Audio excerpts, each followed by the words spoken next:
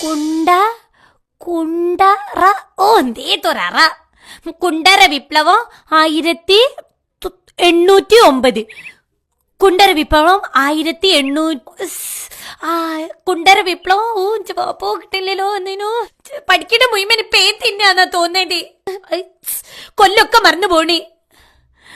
കുണ്ടര വിപ്ലവം 1809. കുണ്ടര വിപ്ലവം 1809. കുണ്ടര വിപ്ലവം 1809. ഓഞ്ച് വാപ്പോ ഇതൊക്കെ ഏത് കൊല്ലം നടന്നു പറഞ്ഞിട്ട് എന്തേതാണ് ഒരു കാര്യം? കുണ്ടര വിപ്ലവം വേലു തമ്പ്ളി തവള വേലു തമ്പി തളവ. കുണ്ടർ വിപ്ലവം വേലു തമ്പി തളവ. കുണ്ടർ വിപ്ലവം വേലു തമ്പി തവള.